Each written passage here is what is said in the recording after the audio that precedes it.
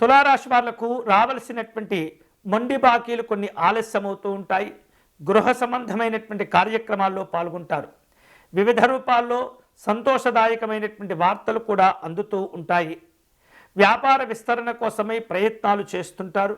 వ్యవహారిక విషయాల్లో స్నేహితులు సహకరించి మీ సమస్యల నుండి బయటపడేందుకు అన్ని విధాలుగా మీకు వారు ప్రోత్సాహంగా ఉంటారు. అలాగే గృహ నిర్మాణాది కార్యక్రమాలు కూడా ఈ వారం కలిసి వస్తాయి. నూతనమైనటువంటి వాహనాలు, ఆభరణాలు కొనుగోలు చేసేందుకు తగినటువంటి సమయం కోసం వేచి చూస్తూ ఉంటారు. మీరు నిర్వహించేటటువంటి వ్యాపారాలు అన్నీ కూడా ఈ వారం లాభాలను పొందుతూ ఉంటాయి. ఉద్యోగపరమైనటువంటి అంశాల్లో బాధ్యతలను సమర్థవంతంగా నిర్వర్తించగలుగుతారు. రాజకీయపరమైనటువంటి సభా కార్యక్రమాల్లో పాల్గొంటూ ఉంటారు.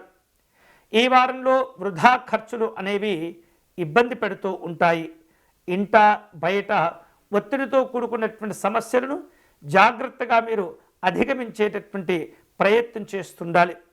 ప్రయాణాల విషయంలో అవరోధాలు ఇబ్బంది పెడుతూ ఉంటాయి. వివిధ రూపాల్లో పేరు ప్రఖ్యాతుల కోసం తాపత్రయపడుతూ ఉంటారు. ఈ వారం ఈ రాశి వారు శుభకరమైనటువంటి ఫలితాలను పొందేందుకై సుబ్రహ్మణ్య స్వామిని ఆరాధించటం మంచిది.